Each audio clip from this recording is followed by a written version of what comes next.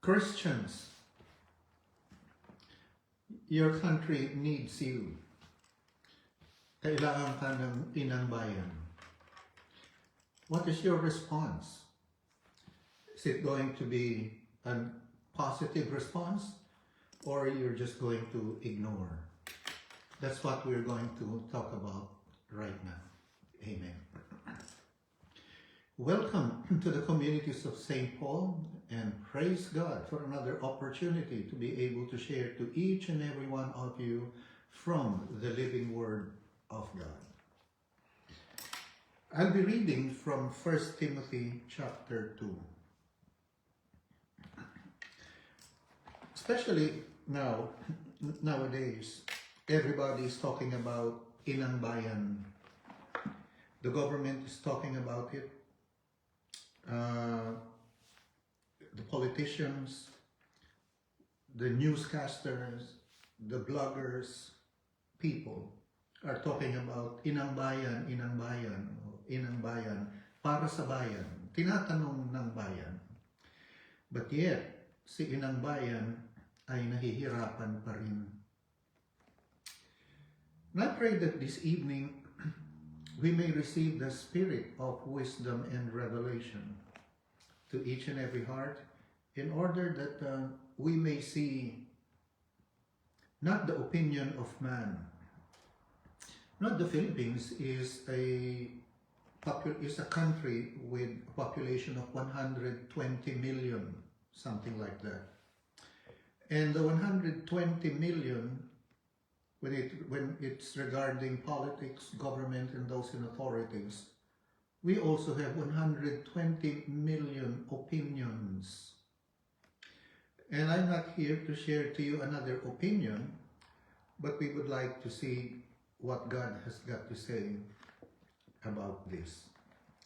From verse 1 until verse 8. Therefore I exhort first of all that supplications, prayers, intercessions, and giving of thanks be made for all men, for kings and all who are in authority, that we may lead a quiet and peaceful life in all godliness and reverence. For this is good and acceptable in the sight of God our Savior, who desires all men to be saved and to come to the knowledge of the truth.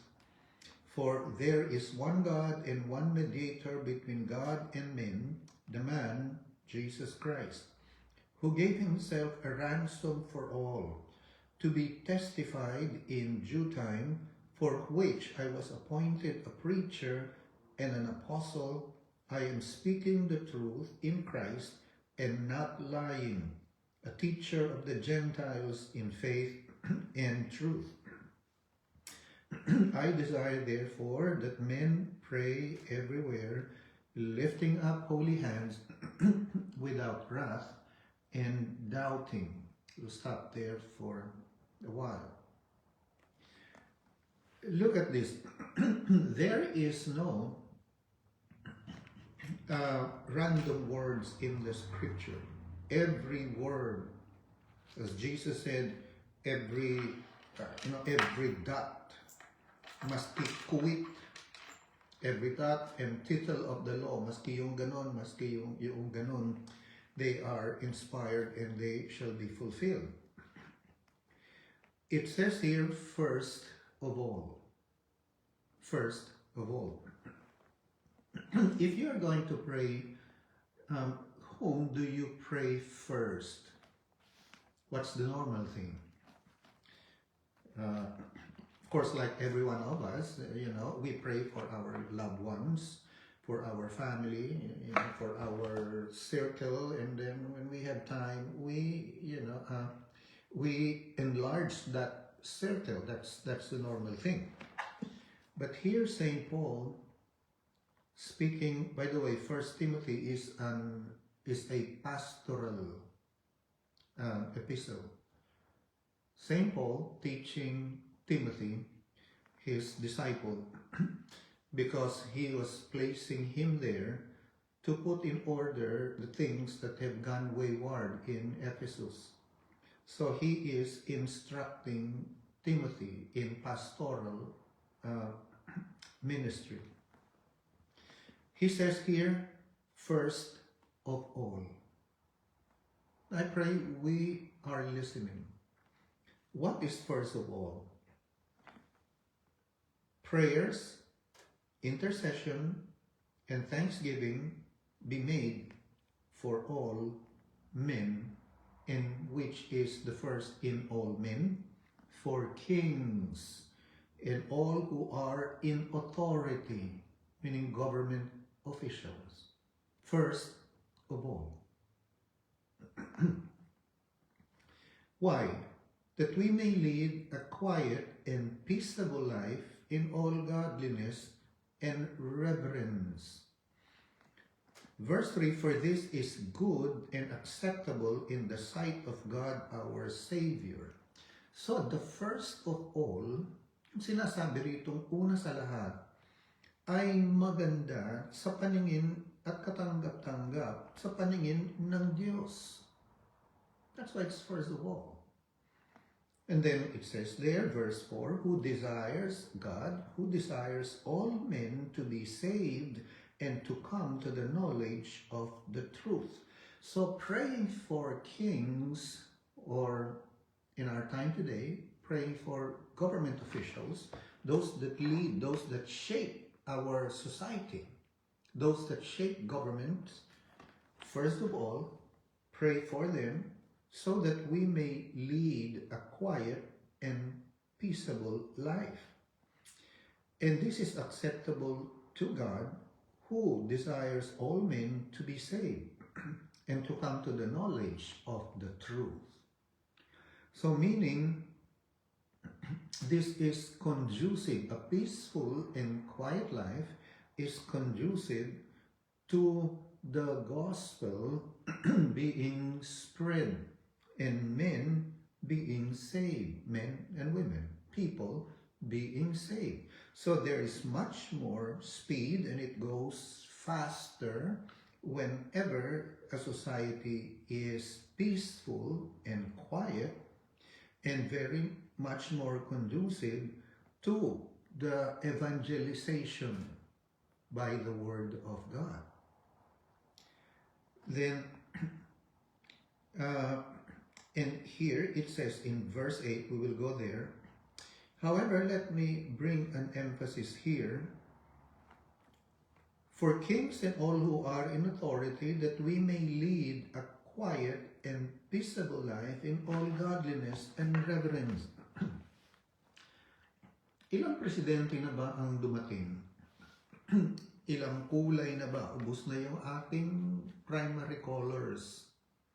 Dumating na 8 magmula nung, siguro sa henerasyon natin, magmula nung tayo ay maging adults, about 8 presidents have come and go. Iba-iba ang kulay. Dumating na ang pula, dumating na ang asul, dumating na ang berde, dumating na orange, dumating na dilaw, dumating na ang pink.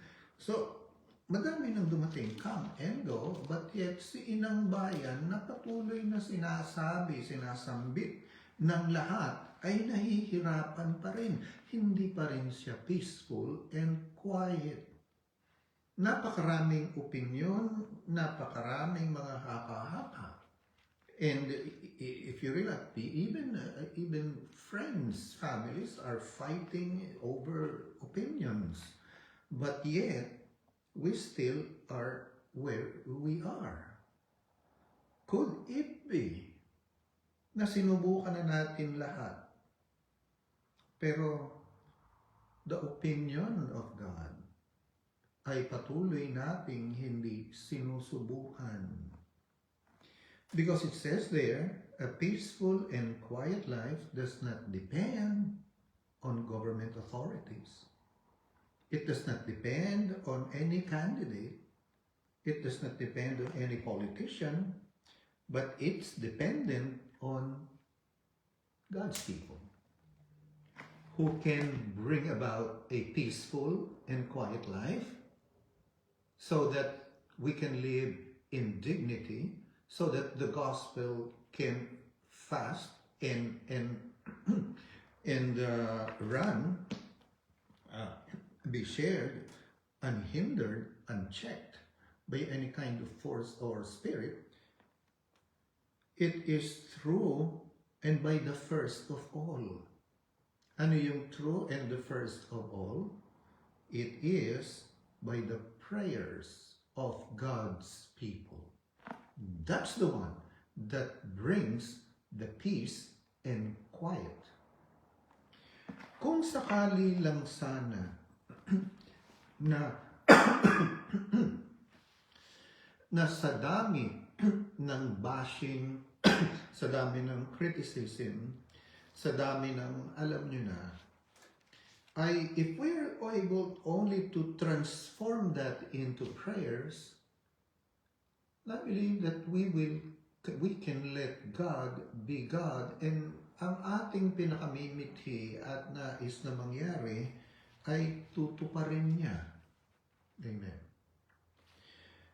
Malinaw dito, verse 8. I desire therefore that men pray everywhere, lifting up holy hands without wrath and doubting. Na ang ating mga kamay ay patuloy nating itaas, ibig sabihin sa panalangin, nang walang galit, walang sama ng loob, at walang pagdududa, walang pagkakapangkat-pangkat. Lifting up holy hands without wrath and doubting. There's so much hate around. There is so much division. There's so much anger and wrath. I think you can observe that. But here it's thankful that if we instead lift up our holy hands praying, regardless, it didn't say here that kailangan kapartido mo yung government officials. And by the way, when this talking about kings and those who are in authority, this talking about from the president, the vice president, the senate president, the senators, the congressmen, the speaker, the chief justice, all the justices, and the local officials, mayor, vice mayor, councilors, barangay captain. You don't even have to mention their names, but whenever we mention the position, God knows that. And here, saying, well, first of all, this is the first of all. And when we do that, then God's promise is that He is going to give us a peaceful and quiet life. And maulit ko lang dito sa verse 8, ang sabi dito, so lift up holy hands without wrath. An eye for an eye, a tooth for a tooth. Tila bagay yun ang nananaig. Pero alam niyo, pag pinagpatuloy natin yun, a tooth for a tooth, ano mangyayari sa atin? Lahat tayo ay magiging bungal. An eye for an eye, pag pinagpatuloy natin yun, ano mangyayari? Lahat tayo ay walang mata, lahat tayo ay bulag. All of the world goes blind. The world end up no teeth. When there is something that is no teeth, ibig sabihin walang grit, ibig sabihin walang power, helpless, powerless.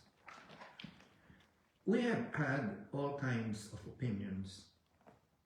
We have thought that what we do every election is we thought that this was already the answer to all of our needs. Kung mananalo lang ito, magkakaigig. Walang beses nang nangyari yun. Dumating, nawala, mayors, 3 taon. Pero bakit nagkakaganon? Kasi, iniluluklok natin ang opisyal, pero hindi natin sila binibigyan ng power. Ano ibig sabihin? Kasi ang bibigay sa kanila ng power ay ang Diyos. Sa pamamagitan, at yan ay magiging tugon ng Diyos sa panalangin ng kanyang bayan na itinataas ang mga opisyalis na ito. And then what happens is we put them in power, and then when they fail us, we would like to change. But yet here it is clear, first of all, and a peaceful and quiet life depends upon no one else. Yes, it is God who's going to cause it, but God's causing it is dependent on whether the people of God, the Christians, the family of God, will want it. Gusto ba talaga ninyo? Bakit sinusubok nyo ang lahat, pero hindi ang kapamaraanan ko? Could be God is telling that to us. Gusto ba natin talaga na sa inang bayan ay maging peaceful na at magpahinga na dahil pagod na siya? Amen. How is that attained? Whenever we lead a peaceful and quiet life. You know, a lot of people are, they don't like to pray dahil corny. At hindi kasi spectacular dahil nakatago ka, no? Hindi ka mapupuri. But yet, this is where the power is. This is the secret of where peace comes. This is where the serenity comes. Yes, it's going to be through the power of God, but He says, mga anak, narito ang paraan. Narito ang kapamaraanan. Here is my way. Lift up your holy hands and pray for those in authority. But make sure that when you pray, there is no wrath, there is no doubt, there is no dissension. And then makakaasa tayo that God is going to fulfill His promise. Kristiyano, tinatawag ka at kailangan ka ng iyong inang bayan. The country needs you. Tayo ba ay sasaling patuloy doon sa komento, doon sa... I'm not saying don't comment. I'm not saying don't voice out your opinion. Yes, we all have this, what we call freedom of speech.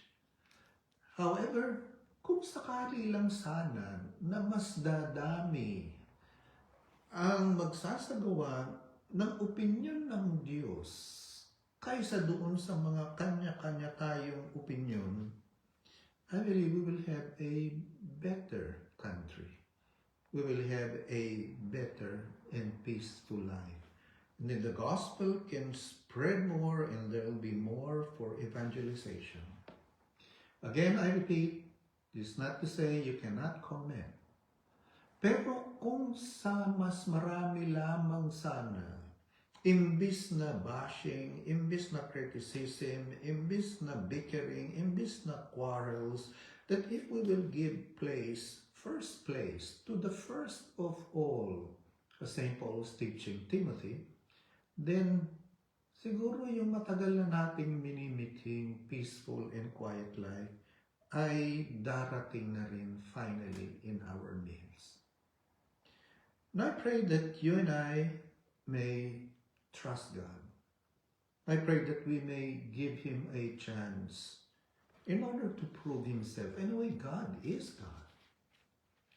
We have tried everything, but I hope the soonest will give the Word and His ways a chance and an ability to bring about what is promised in the Scriptures.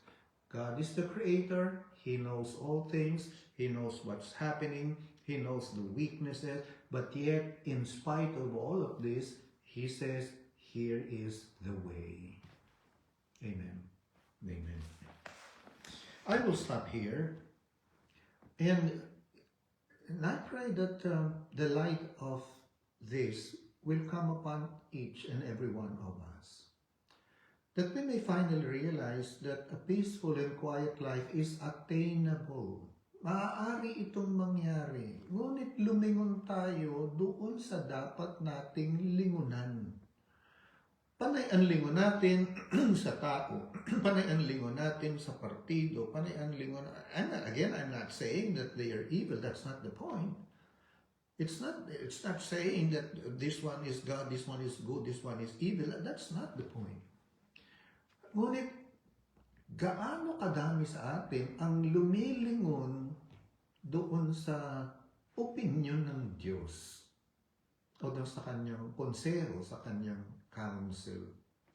I hope that this would be that time, and I pray that you also will believe that this, and pray also that this is that time, in order that we may hear God, in order that we may put the ways of God the first of all. Remember this, you are a part of that which can bring a peaceful and quiet life by praying daily, regularly, for all those that are in civil authority. May we respond, may we not ignore, may we give glory to God, and may we be a blessing to our country. Amen and amen. The grace of our Lord Jesus Christ, the love of God, and the fellowship of the Holy Ghost be with us all now and forevermore. Amen and amen. Signing off now and until next live stream. Bye-bye.